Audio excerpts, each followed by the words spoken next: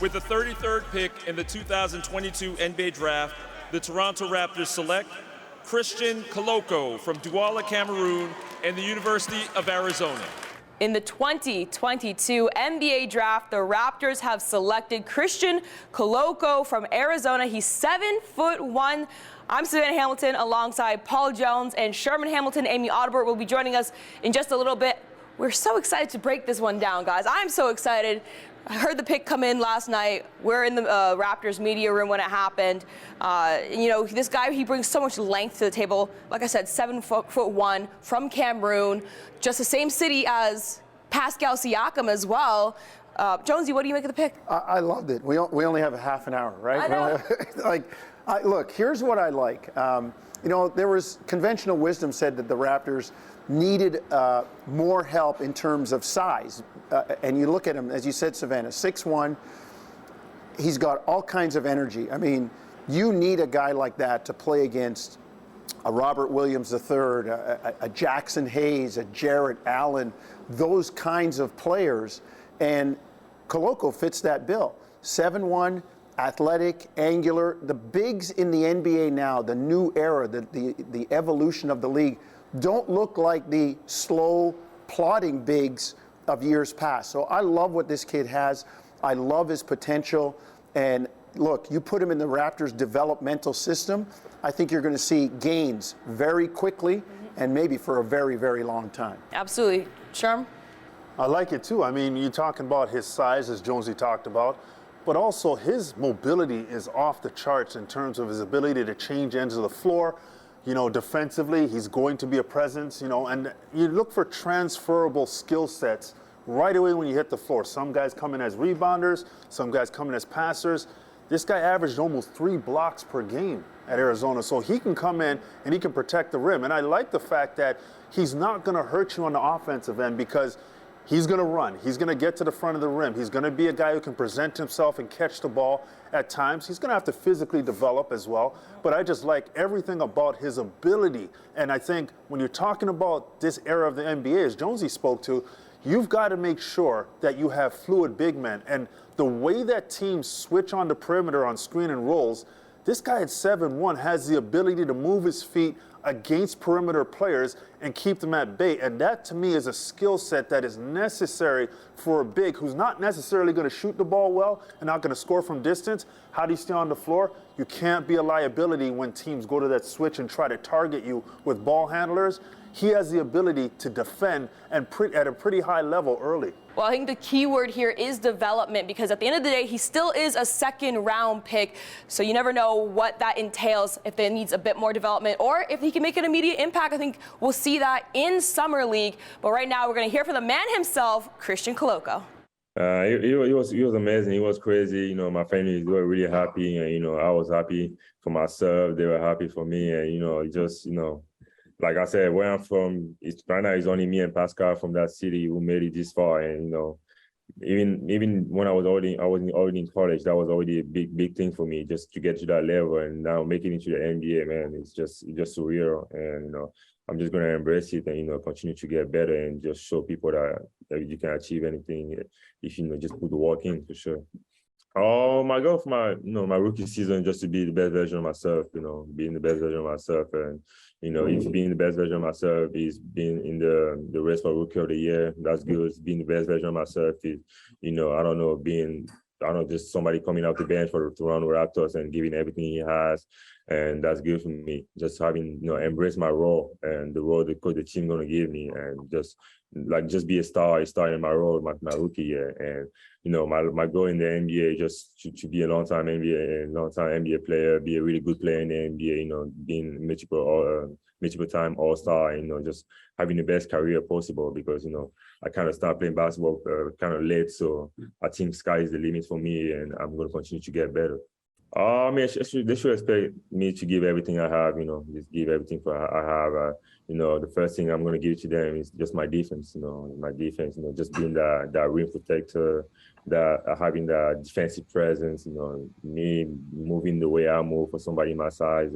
I think it's really rare and unique. And just being able to switch on to switch on guards, and just the way the Raptors play, they like that big lineup, and I feel like I can play with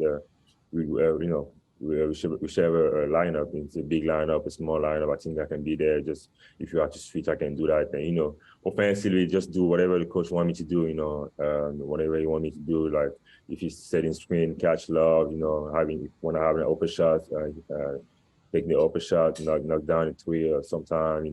Just willing to do whatever it takes to win. Yeah, definitely. I think passing is my passing ability is really underrated. I think I have a really good basketball IQ. I feel like I'm a really smart player, and when I'm on the court, I feel like I'm capable to get out of tough situation with my IQ and my passing abilities.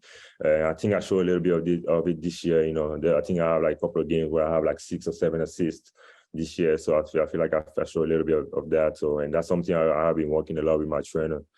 Just make reads of the pick and roll or the short roll, and for a big man, you gotta have be able to make those reads and be able to be comfortable with the ball in your hands, and that's why we did a lot this year with Arizona. That's the way we play.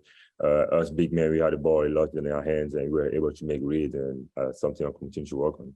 That was my first time actually leaving Cameroon and to go somewhere else. And, I went there to the Basketball Without Borders camp, meaning that I was one of the best young players in Africa. And when I went there, man, just being coached by NBA coaches, and having a lot of NBA players there, and that just showed me and seeing them work out before our workouts and see how they approach the game, just showing us that it takes a lot to get to that level. And, you guys have Masai, they continue to do a lot for the basketball in Africa, and they were just there giving us advice, and, and we kind of just built a good relationship, just Masai being Masai, he always having good relationship with people, and we grow that relationship. And every time I see him anywhere, like the last time I saw him was in Chicago for the combine. I had my interview there, and we always talk, and he talked how proud he is when he's seeing my improvement year to year. So I'm really excited to be in Toronto, and can't wait to get to work. And a quick one: have you seen snow before? Do you have a winter jacket? I've seen snow probably once in my whole lifetime. So I'm definitely that's probably going to be my first purchase when I get my first check. Is going to be buying a big jacket. Okay, we're now going to hear from GM of the Toronto Raptors, Bobby Webster, followed by head coach Nick Nurse. Yeah, I think first 2017 Basketball Without Borders, I believe in South Africa, was the first time he kind of came on the scene. Then he, I'm trying to get the timeline right. Then he came to the States. He was in Los Angeles. His sister was there, and he went to high school at the, I think, well-known Sierra Canyon, where a bunch of guys go. And then he went from there. I think it was 2 years at Sierra Canyon and then 3 years at Arizona. But yeah, first 2017 in Johannesburg. A long, skinny, lanky kid. But I think that's why you followed the development, and now 5 years later, you see the progression. I think even the time at Arizona, from when you first went there to, I think, Defensive Player of the Year this year, I think it's just, you want to continue to see that climb, and everyone knows, our development and the amount of resources we want to put into a guy like him. Really the sky's the limit. Listen, historically the second round picks, it's a different journey. I think there's, when you come in like Scotty, you come in as a first round pick, there's a bit more expectation and, maybe responsibility that you hold. But yeah, I think we're not one to, put any boxes around these guys. So if he comes in, and he'll be on Summer League, and we'll see what he can do. So, I think we're going in pretty open-minded. It's best available, to be honest. I can go, but, you guys laugh, but, if you ever saw the draft board, But, obviously we liked him, we followed him, but, he's not number one on the board, so there has to have some, order. But yeah, it just so happened that he was there. Was that something in general, whether free agency, or was that adding size to this roster, something that you guys wanted to do in some avenue?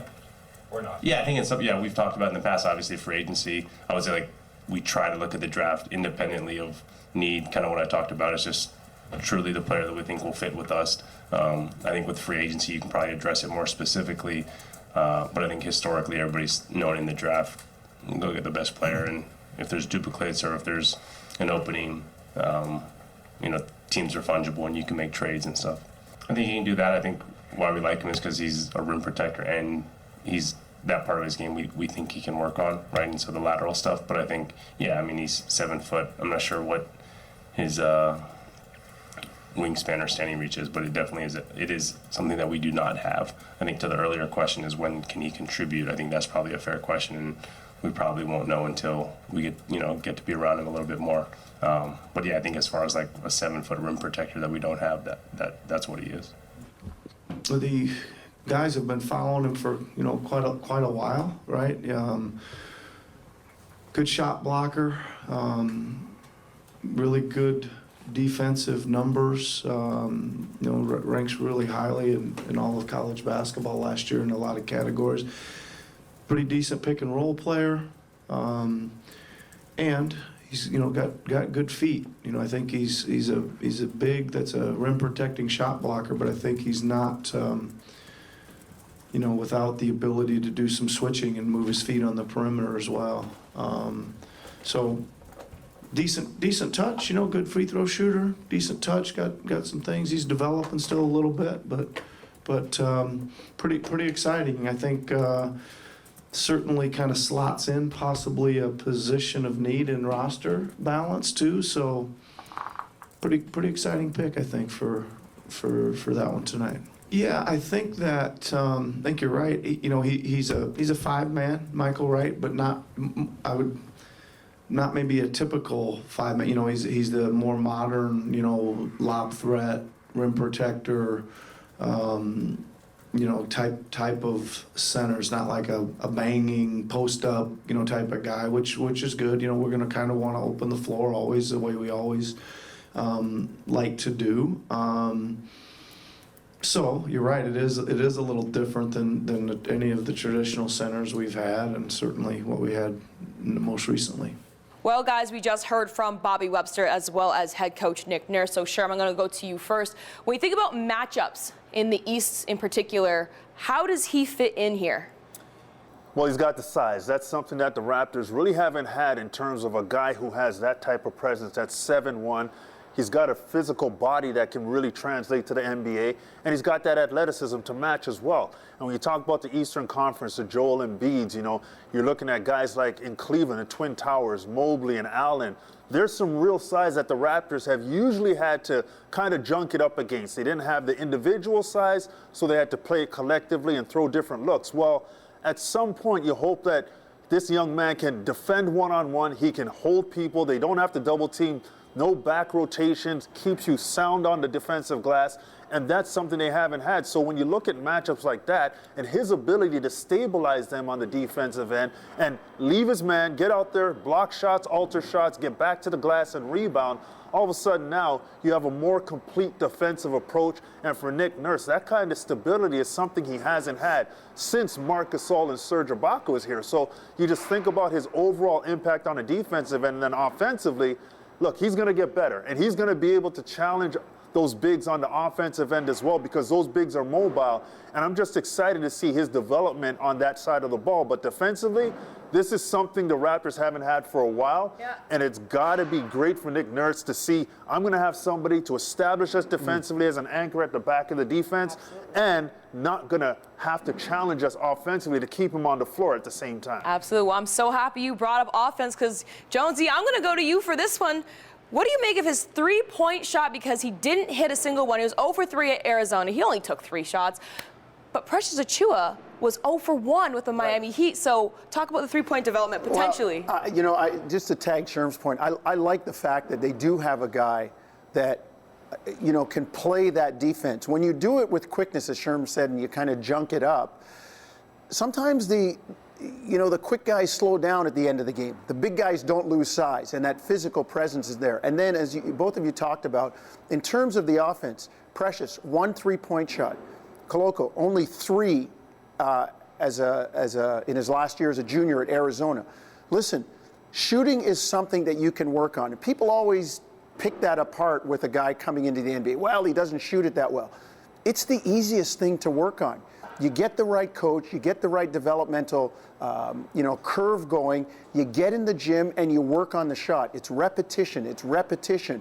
You know, you look at his pro day workout through social media, workouts always look good because there's nobody working against him. But you look at the way he was finishing around the basket and then stepping out straight away, shooting the 3-ball. There's lots of potential there. And Savanna, you bring the example of Precious Achiuwa out. 1 3-pointer. And then at the end of last season, he became a very confident and at times very reliable 3-point shooter.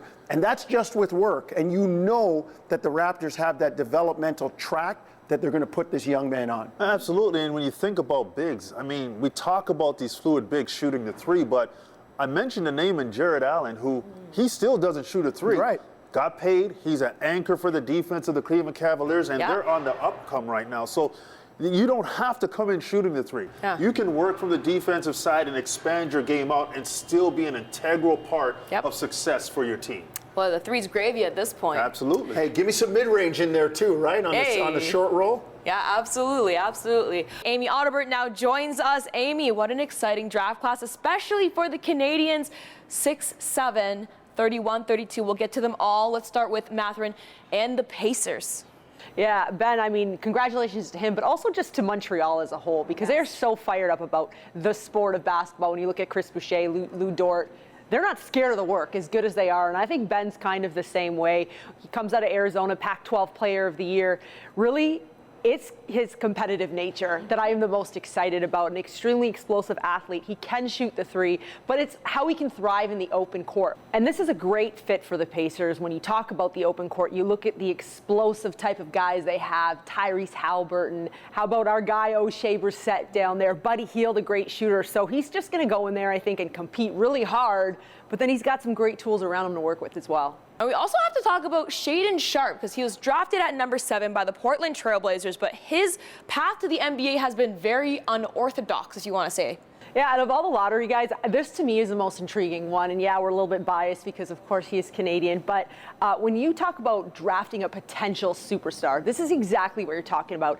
Shaedon's a guy who really blew up on the EYBL circuit, right? He just was a dynamic player, extremely explosive, and it's why he was kind of ranked the top high school prospect when he was in that age group. He ends up reclassifying, goes to Kentucky, doesn't even play. Again, this is at number 7, the Portland Trailblazers, who are clearly trying to give Dame something to do, some games to win. They decide to go with the guy who really hasn't played in too many games, but man, when he walks in the gym, a 7-foot wingspan, I am so excited to see how he can immediately impact the Trailblazers. And of course, at number 31 was Andrew Nembhard. Tell me what you know about him. Solid.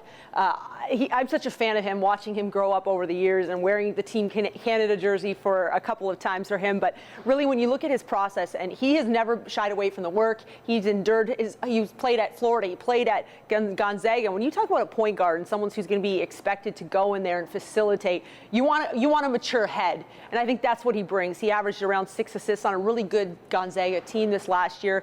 Just talked about Indiana Pacers and all of the wonderful tools that they have offensively. I think Andrew's a guy who can go in there, facilitate, and make really smart decisions. Absolutely. And finally, number 32, we have Houston. Tell me about him. He's the project. He is the second-round project to the Orlando Magic. This is a one-and-done out of Michigan. Top of his scout is he's a shooter. Yep. And that's something that I think when he gets a quicker trigger out there, quicker shots, has to work on his athletic development a little bit. But again, this is a guy that you say, hey, he's got some great tools. We think he can translate that into the NBA. It starts with his ability to get off shots. 60% of his attempts at Michigan were from the three-point line. So it's what he likes to do, and I think he's going to get the opportunity to get a couple up there. As always, a pleasure, Amy. Thank you for breaking that all down for us. Now, let's talk about the top 3 picks in this NBA draft class. There's some interesting names on the board here. We got Banchero at number 1. We got Holmgren at number 2 and Smith at number 3. So I'm going to start with you. What do you think of the number 1 pick? Well, part of me was a little bit surprised. I mean, it sure looked like Smith was the guy. He probably looks the most NBA ready from a polished shooting standpoint. But, you know, I watched Banchero really improve over the course of the NCAA tournament. You have to remember how young a player he is and just how he improved over the course of the tournament. Never mind the season at Duke, but in money time during the tournament, he really elevated his play and brought the rest of his team with him. And I think in Orlando, they've got a lot of young guys, so they're looking for that to kind of put that together. And he's a guy, certainly, handle the ball, score on the inside. He kind of reminded me at times, going back into the time machine at Duke, of a souped-up Carlos Boozer almost, with the way he played, could handle the ball on the perimeter, maybe slightly undersized, but tough on the inside, and a big heart. So I like what Orlando did, and I don't think you could go wrong with either of the top three. That's a big statement. Carlos Boozer was one of my favorite players, but let's talk about Holmgren and his fit at OKC. Well, again, I think Oklahoma City has done an amazing job in terms of draft picks. I mean, they have more draft picks than anybody's ever going to have for the history of the NBA ever again. But, I mean, you're adding another young piece. You're adding his size, and he's called or dubbed the unicorn. And you look at what he can do on the floor. And when you think about OKC, their ability to change ends of the floor, they want to play this flow kind of game. They've got some great passers. Josh Giddey, who was drafted last year. Shea's been there. These guys can really move the basketball, and for a guy who's as fluid as Holmgren, this is a guy who can really impact the game offensively with the ball in his hands, without the ball. And that, to me, that versatility is huge, and his length can't be denied. And I know they talk about his frame being very thin, but I tell you what, there's been some thin players throughout the history of this league that have had great careers because their skill level and their mental approach to the game has been on top. So I think that you look at him, and as a young core, young group he's joining, his skill set fits. And I think overall, Oklahoma City, like Orlando, like the Cleveland Cavaliers, they're building these young cores that are going to be together for years to come. And then they're going to decide, all right, we can get rid of this, but it has value. And we can move the pieces around and build a team with some veteran presence down the road. Absolutely. Now, Jabari Smith, he fell down to 3, guys. What do you make of that? Fell down. Fell, sure. Yeah. His draft stock dropped, I guess. You know what? I still like the kid. I think he's a heck of a player, and he can really shoot it. Absolutely. Now, you could catch the Raptors performing back in action at Summer League July 9th, 3:30 Eastern Standard Time against the Philadelphia 76ers. So I can't wait to catch you guys there. From myself, Savanna Hamilton, Paul Jones, Amy Audibert, Sherman Hamilton, as well as our producer Jake Rue and Armando. Thank you for watching another episode of Raptors Today.